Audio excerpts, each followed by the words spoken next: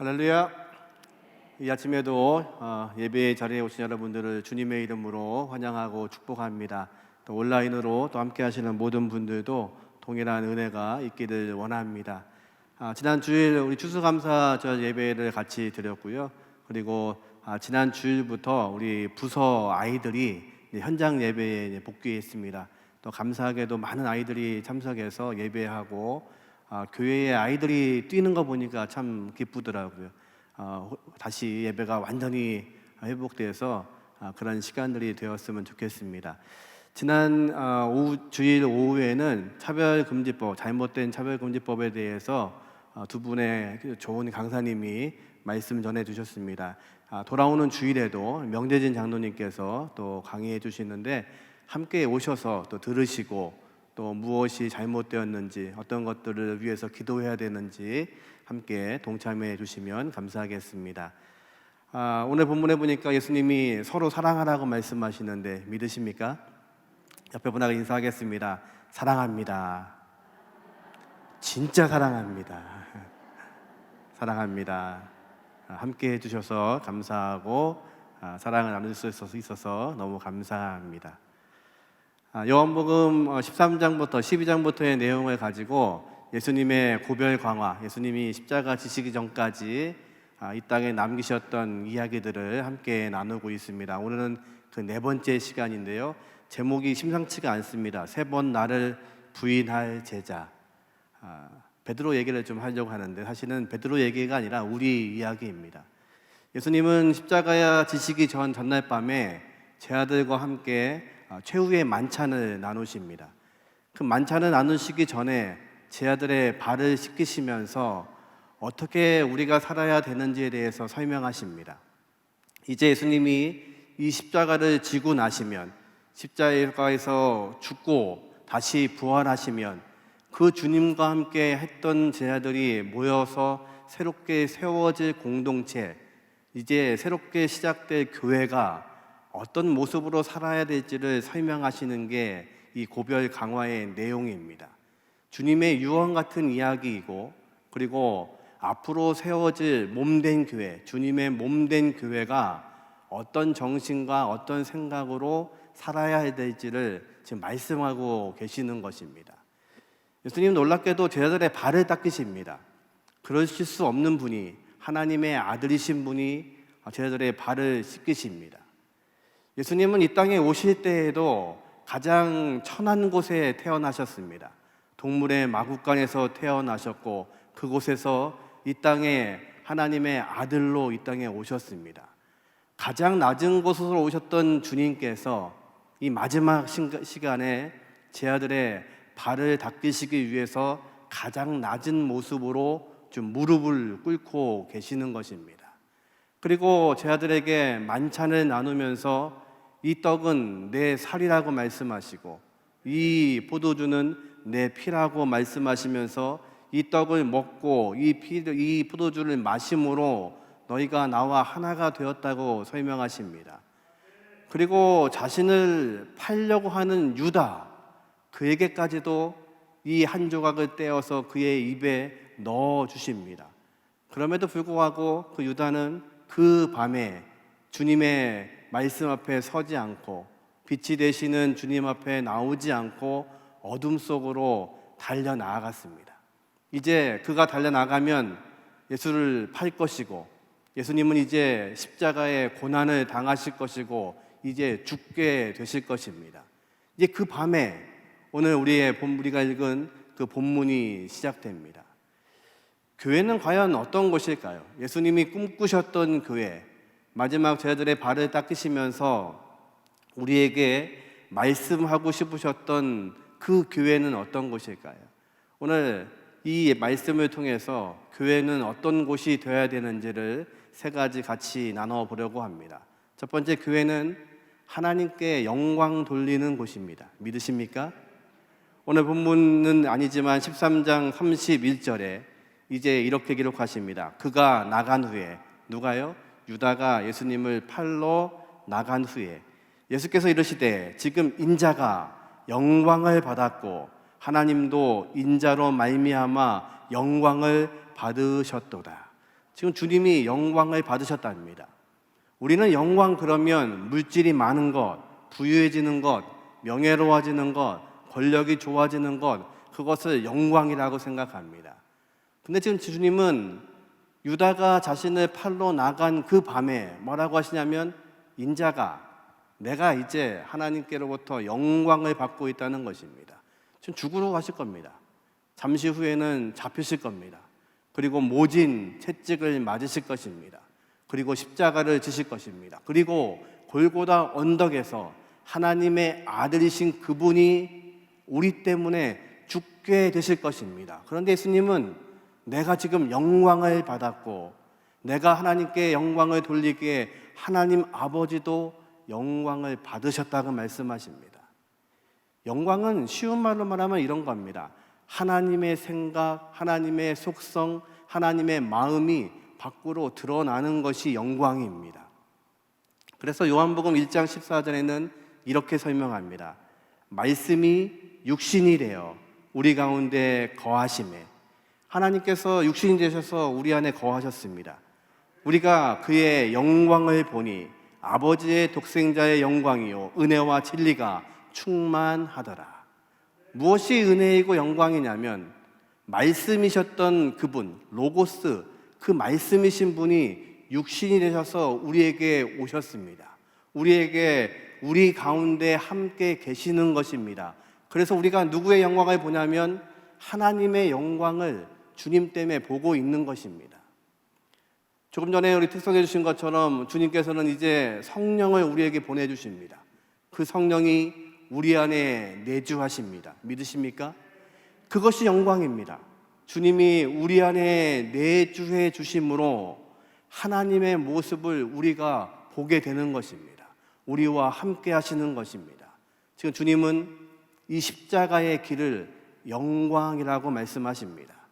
이 고난의 길을 가실 것인데 그것이 바로 영광이라고 말씀하십니다. 왜냐하면 그것이 하나님의 생각, 하나님의 계획이셨기 때문에 그 계획을 통하여서 온 인류를, 아니요, 저와 여러분을 구속하시고 구원하시고 하나님의 자녀가 되게 하시기 위해서 이 땅에 오셨기에, 주님은 이 마지막 순간, 십자가를 앞에 두고 계신 이 순간, 제자가 자신을 팔려고 나간 그 밤에 주님은 말씀하십니다. 드디어 하나님의 영광이 나에게 임했다.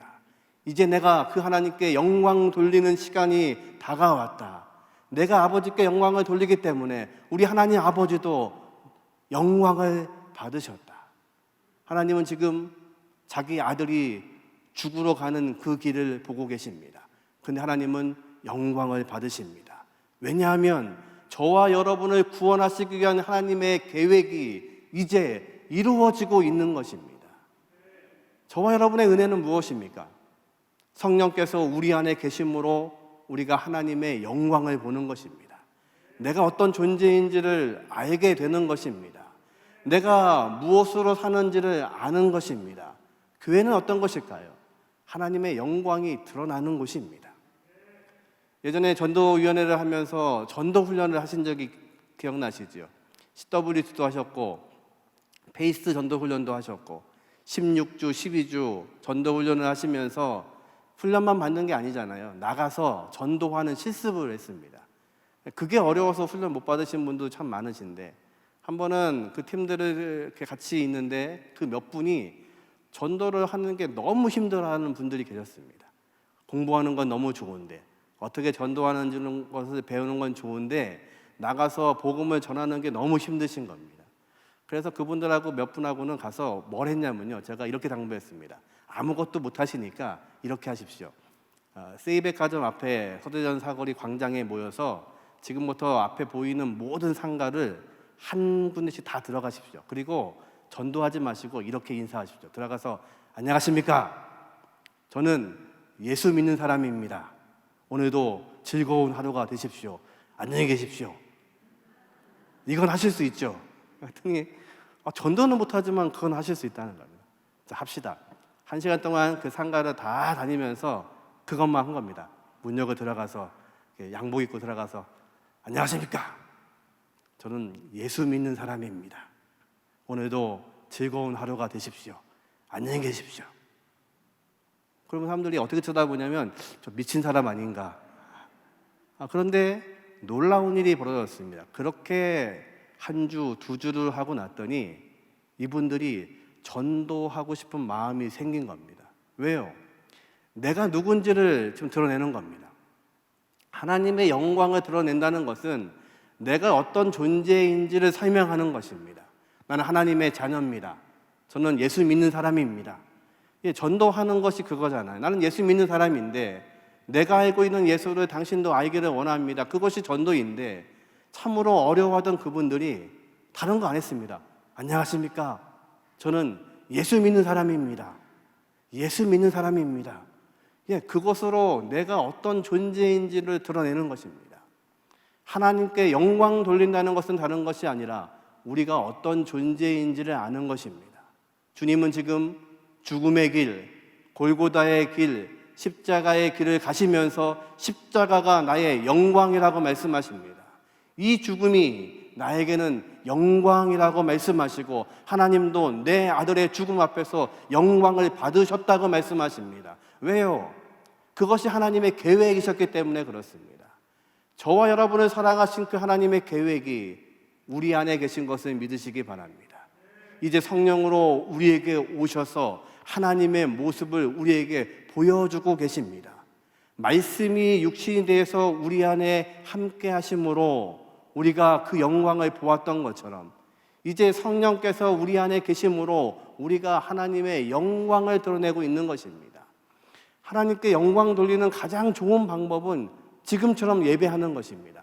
하나님의 이름을 찬양하고 하나님의 이름을 공개적으로 높이고 하나님이 어떤 분이신지 말씀을 나누고 이것이 하나님께 영광 돌리고 있는 것처럼 교회는 하나님의 영광을 위해서 존재하는 것입니다. 믿으십니까? 저와 여러분의 존재는 다른 것이 아니라 하나님의 영광을 위해서 오늘도 살고 있는 것입니다. 오늘 나를 하나님께서 왜 살리셨을까? 오늘도 왜 침상에서 눈이 떠졌고 이 예배를 기억하고 하나님의 전에 나올 수 있었을까? 이게 다른 것이 아닙니다. 하나님께 영광 돌리기 위해서 우리가 나온 것을 믿으시기 바랍니다. 예수님은 이제 유언 같은 말씀을 하십니다. 내가 십자가의 길을 갈 것이다. 나를 팔려는 내 제자가 이제 밖으로 나아갔다. 난 이제 팔려갈 것이고 십자가를 질 것이다. 그것이 바로 하나님의 영광이다. 저와 여러분에게 하나님의 영광은 무엇입니까? 저와 여러분에게 주신 하나님의 사랑은 무엇입니까? 저와 여러분에게 하나님께서는 무엇을 말씀하고 계십니까? 우리 교회는 무엇으로 하나님의 말씀 앞에 서야 됩니까? 우리가 하나님 앞에 영광 돌릴 수 있는 저와 여러분이 되시기를 주님의 이름으로 축원합니다. 두 번째로 교회는 어떤 곳이 되어야 될지 서로 사랑하라고 말씀하십니다. 우리가 읽은 본문 너무 잘 아는 말씀 34절 35절 같이 한번 읽어보죠. 새 계명을 너희에게 주노니 서로 사랑하라. 내가 너희를 사랑한 것 같이 너희도 서로 사랑하라. 너희가 서로 사랑하면 이로써 모든 사람이 너희가 내 제자인 줄 알리라. 아멘. 이제 영광의 길, 십자가의 길을 가시면서 죽음으로 우리에게 허락하신 그 주님께서 새 계명을 주시겠다고 말씀하십니다. 하루날 예수님께 율법사가 찾아왔습니다. 그리고 예수님을 시험하면서 이렇게 묻습니다. 계명 중에 어떤 계명이 으뜸되는 계명입니까? 주님이 말씀하십니다. 너의 마음을 다하고 뜻을 다하고 성품을 다하고 목숨을 다하여 주 너희 하나님을 사랑해라. 또 하나는 내 이웃을 내 몸처럼 사랑해라. 그렇게 말씀하신 주님이 새 계명을 주시겠다고 말씀하십니다. 기존의 율법을 없애겠다는 말씀이 아닙니다. 그 율법을 완성하시겠다는 것입니다. 그 완성이 무엇이냐면 사랑하라는 것입니다. 너희가 사랑하라는 것입니다. 그런데 그 사랑의 주체가 이렇습니다. 내가 너희를 사랑한 것처럼 너희도 서로 사랑하라. 지금 모범을 보이셨는데 그 모범이 누구냐면 예수님처럼 우리가 사랑하라고 말씀하십니다. 예수님이 지금 뭐라고 계시냐면 제자들 앞에 무릎을 꿇고 발을 닦이고 계십니다. 이게 말이 됩니까? 베드로가 펄쩍 뛰는 이유가 이해가 됩니다. 어떻게 선생님이 저의 발을 닦이십니까? 그것을 뛰어넘어서 이분은 하나님이신 분이십니다. 하나님이신 분이 어떻게 죄인들의 발을 닦습니까? 그런데 주님이 무릎 꿇으셔서 그 발을 닦이고 계시는 것입니다. 남자들은 가끔 무릎을 꿇을 때가 있습니다. 부인 앞에서 무릎을 꿇어야 될 때가 있습니다. 결혼하기 전에는 결혼해달라고 무릎을 꿇고 프로포즈하고 당신이 결혼만 해주신다면 그 손에 물방울 한 방울 안 묻히도록 제가 살겠다고 제가 그렇게 약속했습니다. 그런데 오늘 아침에도 나오면서 제가 버럭했습니다. 바지 좀 다려놓으라니까요. 제가 무릎 꿇었다니까요, 그때요. 당신만 사랑하겠다고. 남자들은 왜 무릎 꿇냐면요, 당신밖에 없다는 것을 보이는 겁니다. 나이 먹어서 무릎 꿇는 이유는요, 당신이 날 버리면 저는 갈 데가 없어요, 이런 뜻이잖아요. 이사 갈 때 요즘은 어떻게 하셔야 되냐면 집에 있는 애완견 꼭 껴안고 있어야 된답니다. 그러면 걔는 안 버리고 갈 테니까 걔하고 같이 갈 수 있으니까. 그렇게 무릎 꿇는 거 소용없습니다. 그렇게 무릎 꿇어도 결국 그렇게 사랑하지 못하는 게 우리입니다. 근데 예수님이 지금 제자들 앞에 무릎을 꿇고 계시는 겁니다. 그리고 그 발을 닦이시는 겁니다. 하나님이신 분이 제자들의 발을 닦으시면서 뭐라고 하시냐면 너희도 사랑해라. 그런데 어떻게? 내가 너희를 사랑한 것처럼, 내가 너희 발을 닦인 것처럼, 내가 너를 위해서 십자가에 죽은 것처럼 너희도 그렇게 사랑하라는 것입니다. 이것이 가능합니까? 우리는 가능하지 않습니다. 우리는 우리의 기준이 있습니다. 그래서 우리의 기준으로 사람을 평가하고 사람을 바라봅니다. 그것으로 인해서 우리는 하나님처럼 주님처럼 무릎 꿇을 수가 없습니다. 그런데 주님은 말씀하십니다. 35절에 너희가 서로 사랑하면 사랑한 겁니까? 사랑하지 않은 겁니까? 다시 묻죠. 너희가 서로 사랑하면 가정법입니다.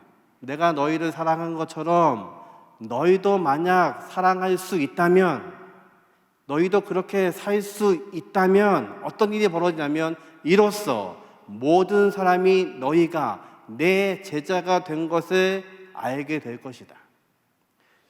이 제자들은 지금 어떤 제자들이냐면 주님이 무릎 꿇어서 지금 발을 닦이고 있는 이 제자들은 잠시 후에는 나를 팔려고 나갈 제자입니다. 베드로는요, 3번이나 나를 모른다고 부인하고 저주할 그런 제자입니다. 십자가를 지는 그 순간에 다 도망가 버릴 남지 않을 제자들입니다.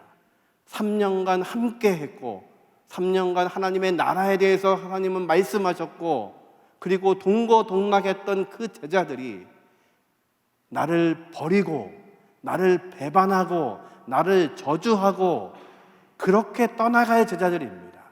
그 제자들 앞에 예수님은 지금 무릎을 꿇고 계시는 겁니다. 그것을 몰라서 그러셨을까요? 아니요.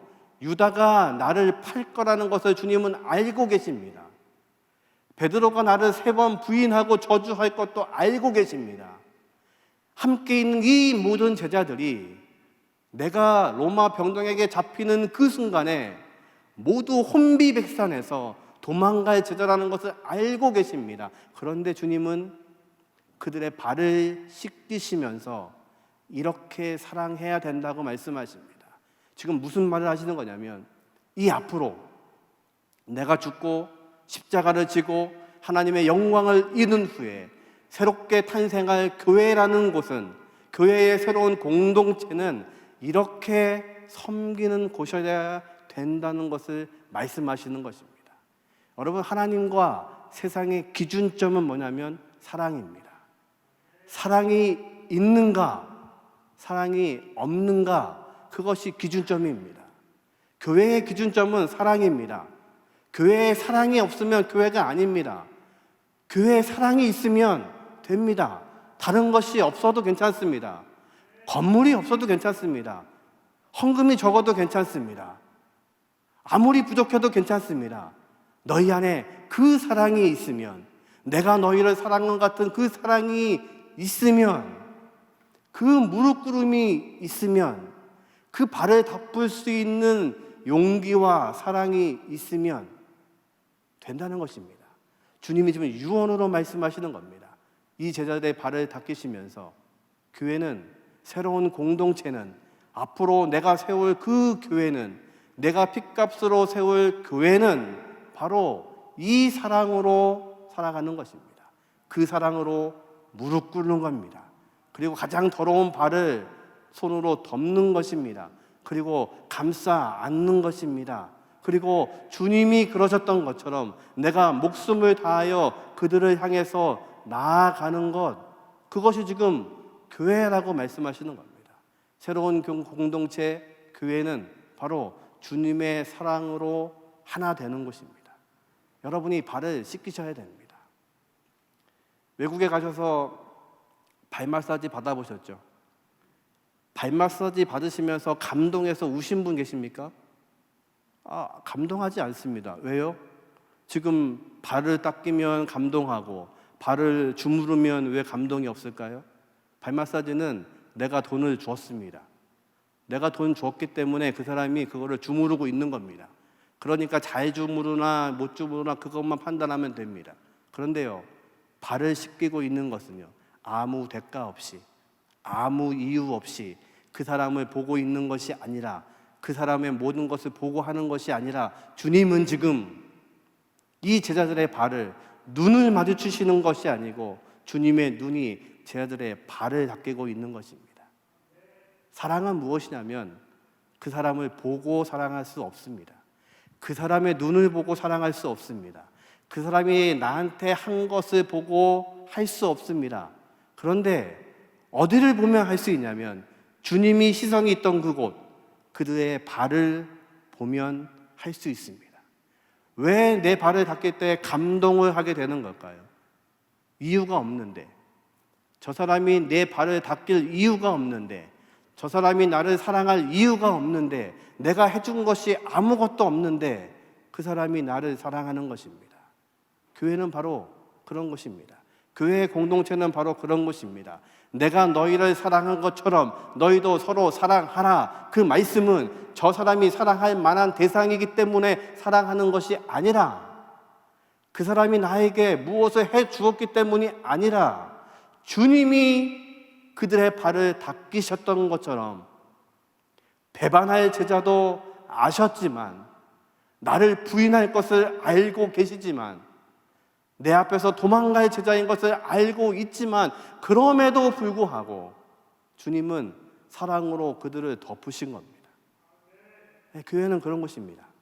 저와 여러분이 섬기는 교회는 그런 곳이고, 우리가 섬기고 있는 주님은 바로 그런 곳입니다. 그런데 우리가 어떻게 그럴 수 있습니까?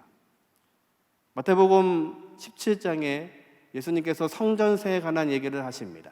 당시에 성전세를 거뒀습니다. 성전세는 레위기 출애굽기 30장에 있는 속전, 이제 모든 백성 20살 이상 된 사람들은 쇠막에 사용될 것을 위해서 반세겔씩 바쳤던 것이 예수님 당시에는 성전세가 되었습니다. 그래서 모든 사람들은 20세 이상은 성전세를 내야 됩니다. 그런데 성전세를 걷는 사람이 베드로에게 말합니다. 너희 선생님은 왜 성전세를 안 내니? 그 말을 들으신 예수님께서 베드로에게 말씀하시죠. 가서 낚시를 해서 첫 번째 올라온 그 물고기의 입을 열어봐라. 그러면 한 세겔이 나올 텐데 그 한 세겔로 나와 너의 성전세를 내라고 말씀하십니다. 무슨 말일까요? 지금 예수님은 내가 한 것처럼 너희도 그렇게 섬기라고 말씀하시면서 죽음의 자리, 십자가의 자리로 걸어가고 계십니다. 그런데 그 십자가의 자리가 주님의 자리만이 아니라 주님과 내가 십자가에 함께 못 박혀야 된다는 것입니다. 교회가 사랑하는 공동체가 될 수 있는 이유는 그겁니다. 나는 할 수 없습니다. 나는 저 사람의 발을 닦일 수 없습니다. 나는 그럴 수 있는 용기도 없고 하고 싶지도 않습니다. 그런데 주님이 나를 위해 십자가에서 죽으셨습니다. 그런즉 이제는 내가 산 것이 아니요 그리스도께서 사신 것입니다. 나도 십자가에 죽었음을 고백하는 것입니다. 예수님 말씀하십니다. 그 물고기 입에서 한 세겔이 나오면 반세겔 내는 거니까 나와 너의 성전세를 드리라고 이야기하십니다. 주님과 함께 우리가 죽었음을 고백하지 못하면 우리는 사랑할 수 없습니다. 주님과 함께 내가 십자가에 못 박혔음에 대해서 우리가 고백하지 못하는 공동체는 결코 사랑할 수 없습니다. 우리가 인사하셨잖아요. 사랑합니다. 축복합니다. 괜히 인사하시는 게 아닙니다. 예, 제가 당신 발 닦이겠습니다. 사랑합니다. 예, 저한테 못되게 한 거 알고 있습니다. 그런데 사랑합니다. 사랑합니다. 이태원 때 나치에게 포로가 되어서 모진 고문을 받았던 한 여인이 있습니다. 유대인을 숨겨줬던 그 죄목 때문에 유대인에게 잡혀가서 모진 고문을 당하다가 겨우 목숨을 건졌습니다. 이분이 네덜란드에 사시는 분인데 이분이 이제 나중에 간증을 하면서 여러 나라를 다니다가 독일에서 간증할 기회가 됐습니다. 그리고 간증하고 설교를 마치고 예배가 마치고 있으니까 성도들이 와서 인사를 하려고 나온 겁니다. 그런데 인사하려는 그 줄에 얼굴을 잊을 수 없는 사람이 거기 있는 겁니다. 자기를 고문했던 그 사람이 거기에 있는 겁니다. 순간 머리끝까지 피가 솟는 걸 느꼈습니다. 잊을 수 없는 그 얼굴, 나를 고문했던 그 죄수. 순간 고개를 돌리려고 하는데 주님이 그런 마음을 주시더랍니다. 그 사람도 사랑해라. 사랑해야 된다. 저 못하겠습니다. 어떻게 저 사람만큼은 사랑 못합니다. 주님이 또 말씀하시더랍니다. 사랑해야 된다. 그래서 그 사람을 쳐다보고 있는데 그 사람도 눈이 마주쳤습니다. 서로가 알죠. 도저히 그 사람이 안 되겠으니까 그 간수였던 사람이 나가려고 하는 것을 이 여인이 가서 껴안습니다. 그리고 말합니다. 사랑합니다. 사랑은 우리에게 속한 게 아닙니다. 하나님은 사랑이시라. 하나님이 사랑이십니다. 하나님의 성품이십니다. 이것은 우리가 감당할 수 있는 성품이 아닙니다. 그런데 할 수 있는 방법은 주님과 함께 십자가에 못 박혔음을 고백하는 사람들은 내 의지가 아니라 내 생각이 아니라 주님 명령에 의지해서 무릎 꿇을 수 있음을 믿으시기 바랍니다. 저와 여러분이 그 사랑이 있는 대응의 공동체가 되시기를 주님의 이름으로 축원합니다. 마지막으로 어떤 교회가 되어야 될까요? 주님은 말씀하십니다. 자기 자신을 부인하라고 말씀하십니다. 이제 베드로가 심각한 걸 느꼈습니다. 주님이 어딘가 떠나신다는 겁니다. 베드로가 묻지요. 13장 36절입니다. 시몬 베드로가 이르되 주여 어디로 가시나이까? 예수께서 대답하시되 내가 가는 곳에 내가 지금은 따라올 수 없으나 후에는 따라오리라. 너 지금은 나 못 따라와. 그 십자가 길을 너 못 따라와. 너 분명히 따라올 수 없어. 그런데 나중에는 후에는 따라올 거야. 베드로가 다혈질이잖아요. 한마디 합니다. 37절 같이 했죠. 베드로가 이르되 주여 내가 지금은 어찌하여 따라갈 수 없나이까? 주를 위하여 내 목숨을 버리겠나이다. 이 베드로의 고백이 진짜일까요? 가짜일까요? 진짜예요. 베드로는 진짜입니다. 베드로는 속과 겉이 똑같은 사람이잖아요. 진짜입니다. 주님 위해서 내가 목숨도 버릴 텐데 주님 가시는 곳 정말 따라갈 겁니다. 이게 진짜예요. 그런데 예수님이 말씀하세요. 38절에 참 재밌죠? 예수께서 대답하시되 내가 나를 위하여 내 목숨을 버리겠느냐? 질문하시는 거예요. 너 정말 나 위해서 목숨 버릴 수 있어? 그리고 말씀하십니다. 내가 진실로 내게 이르노니 다 오기 전에 내가 3번 나를 부인하리라. 베드로의 마음은 진심이에요. 예수님을 따라가서 목숨도 바칠 수 있다는 것이 베드로의 진짜 마음이에요. 그런데 그는 이 환경 속에서 예수님을 3번 부인할 수밖에 없는 삶을 사는 겁니다. 우리가 하나님 앞에서 나아갈 때 우리가 진심으로 말씀드리지만 우리가 약해서, 우리가 연약해서 여전히 넘어지고 베드로처럼 실수하고 넘어집니다. 주님 말씀하십니다. 너 지금은 따라올 수 없어. 그런데 후에는, 나중에는 그게 가능해. 여러분 기억하시죠? 예수님이 부활하시고 다시 제자들을 찾아오십니다. 베드로를 찾아오시잖아요. 그리고 조반을 준비해 놓으시잖아요. 그리고 그 조반을 먹이시잖아요. 베드로가 아무 말도 못하고 거기에 꿀먹은 벙어리가 되어서 가만히 있을 때 주님이 3번 물으신 거 기억나세요? 뭐 물으셨나요? 네가 나 사랑하냐? 예, 사랑합니다. 네가 정말 나 사랑하니? 예, 사랑합니다. 그 마음은 주님이 아시지 않습니까? 제가 목숨을 다하려고 했던 것도 아시지 않습니까? 또 물으십니다. 내가 정말 나 사랑하니? 예, 주님이 아십니다. 주님이 알고 계세요. 우리의 연약함을 알고 계세요. 사랑하라고 말씀하지만 사랑하지 못하는 그 연약함도 주님이 알고 계세요. 충성을 다하려고 하지만 충성하지 못하는 마음도 주님은 알고 계세요. 우리의 연약함을 알고 계세요. 그런데 주님이 그 다음에 놀라운 말씀을 하시죠. 요한복음 21장 18절 같이 한번 읽어보죠. 내가 진실로 진실로 내게 이르노니 내가 젊어서는 스스로 띠띠고 원하는 곳으로 다녔거니와 늙어서는 내 팔을 벌리리니 남이 내게 띠띠우고 원하지 아니하는 곳으로 데려가리라.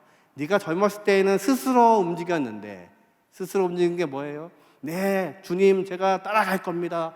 주님 가시는 곳에 제가 왜 못 갑니까? 주님 가시면 저는 목숨도 버릴 겁니다. 그렇게 해도 결국은 계집종 앞에서 주님을 모른다고 부인하고 저주할 수밖에 없는 게 베드로의 인생이었다면, 이제 후로는 이제는 네 마음대로 되는 게 아니라 남이 내게 띠띠우고 성령께서 너와 함께 하시면 네가 원치 않든 성령에 힘입어서 이제 죽음을 향해서 예수 그리스도의 증인이 되어서 나아갈 것을 말씀하시는 겁니다.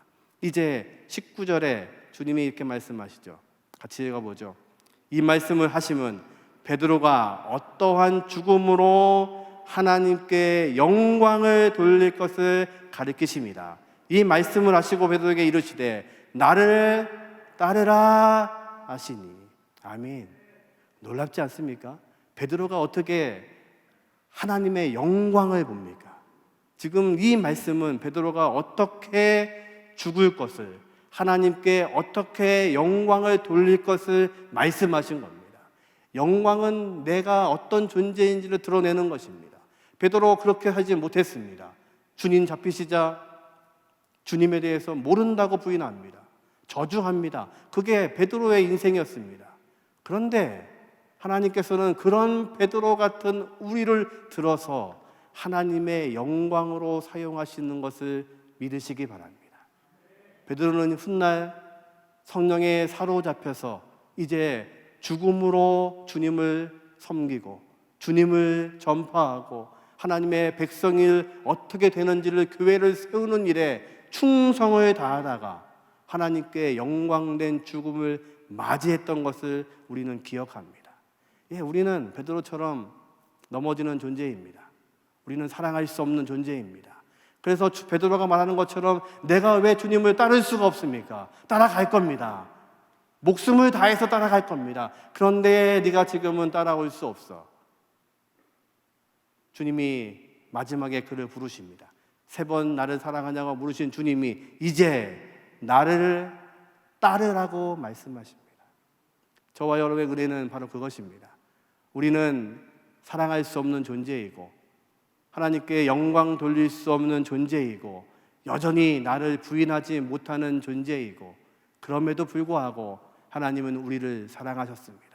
그리고 내가 사랑한 것처럼 너희도 사랑하라고 말씀하십니다. 이 사랑이 우리에게 능력이 있어서가 아니라 주님이 하셨기에 우리가 순종하는 것입니다. 그러면 베드로가 주님을 3번 부인했던 것처럼 자신을 부인해야 됩니다. 주님 말씀하시죠. 나를 따라오려거든 날마다 자기를 부인하고 제 십자가를 지고 쫓을 것이니라. 예, 주님을 따른다는 것은 자기를 부인하는 겁니다. 베드로는 주님을 모른다고 3번 부인했습니다. 이제 그는 깨닫고 있는 겁니다. 내가 부인해야 될 것은 다른 것이 아니라 나에 대한 부인, 내 욕망. 마치 예수님이 왕이 되시면 내가 오른쪽에 앉아야지 생각했던 그 욕망도 죽여버리고, 내 신념도 죽여버리고, 내가 잘났다고 생각하는 나의 의도 죽여버려야 주님을 따를 수 있는 것입니다. 주님은 지금 영광의 자리로 나아가고 계십니다. 십자가의 죽음의 길을 주님은 영광이라고 말씀하십니다. 주님을 따르는 제자들은 이제 우리의 의, 내 본능, 나를 부인하는 죽음이 있지 않으면 우리는 그분의 제자로 살 수 없습니다. 바로 주님이 세우신 교회는 바로 그런 곳입니다. 우리가 죽고 주님을 따르는 것입니다. 그래서 주님 말씀하신 대로 사랑하는 공동체로 사는 것입니다. 그 사람이 사랑할 존재여서 사랑하는 것이 아니라 주님이 우리를 사랑하셨기에 우리도 내 자아를 내려놓고 사랑하는 것입니다. 저와 여러분을 통해서 하나님은 그렇게 교회를 이루어 가십니다. 대흥의 공동체가 이 주님의 명령대로 순종할 수 있는 사랑의 공동체가 되시기를 주님의 이름으로 축원합니다. 옆에 분 한 번 더 인사하죠. 사랑합니다. 사랑합니다. 사랑으로 섬기겠습니다. 서로의 발을 덮을 수 있는 저와 여러분 되기를 원합니다. 같이 우리 찬송하고 기도하고 축도받겠습니다. 216장 성자의 귀한 몸.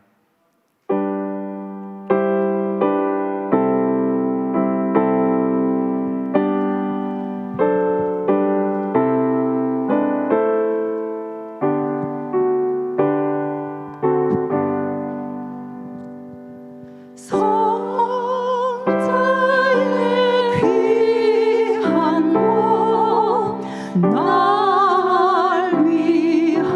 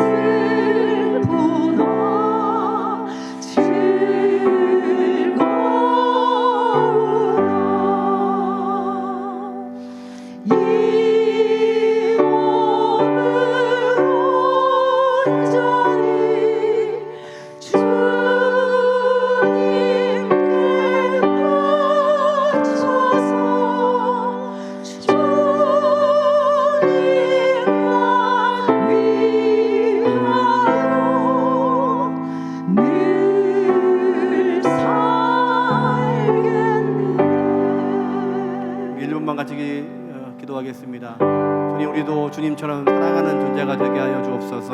서로의 발을 닦일 수 있도록 인도하시고 우리 대흥의 공동체가 믿음으로 사랑으로 하나 되게 인도하여 주옵소서. 우리 합심해서 같이 기도하겠습니다. 전능하신 아버지 하나님 감사합니다. 대흥의 공동체가 하나님의 귀하신 몸을 이루게 하여 주시고 주님 하셨던 것처럼 우리도 발을 씻을 수 있는 믿음을 허락하여 주옵소서. 서로 사랑하게 인도하여 주옵소서. 아버지 믿음을 갖게 도와주시고 아버지 성령으로 하나 되게 함께 도와주셔서 아버지 우리가 주님의 모습을 함께 하시는 은혜를 더하여 주옵소서. 아버지 서로 사랑하게 하여 주옵소서. 내가 너희를 서로 사랑한 것처럼 서로 사랑하는 말씀대로 순종할 수 있는 대흥의 귀한 공동체가 될 수 있도록 은혜를 더하여 주옵소서.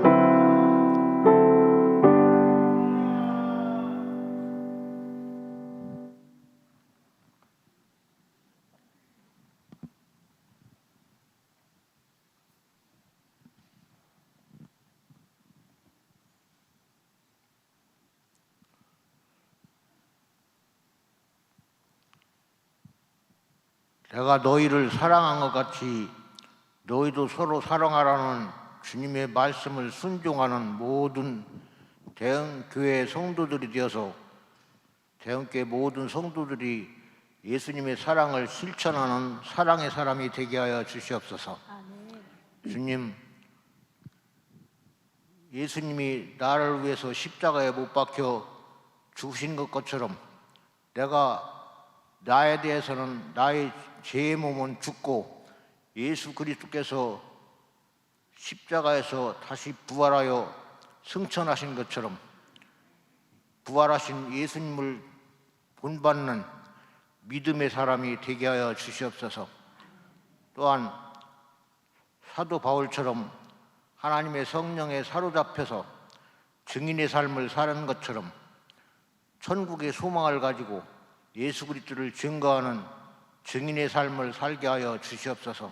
그래서 대흥교회 모든 성도들이 사랑이 충만하고 믿음이 충만하고 하늘나라의 소망이 충만한 성령이 충만한 모든 성도들에서 예수 그리스도를 영화롭게 하며 증언하는 모든 삶을 살게 하시고 예수 그리스도의 증인의 삶을 살 수 있도록 역사하여 주시옵소서. 지금은 하나님 아버지의 극진하신 사랑하심과 우리를 위해서 친히 이 땅에 서서 우리의 죄악을 담당하시고 부활하신 우리 주님을 닮게 하시고 주님 모든 성도들이 주님 하늘나라의 소망을 가지고 주님을 위해서 매일매일 기도의 재단을 쌓으며 성령이 충만한 삶으로 하나님께 영광 돌리는 귀한 모든 성도들이 되게 하여 주시옵소서. 예수님의 이름으로 간절히 축원하옵나이다. 아멘.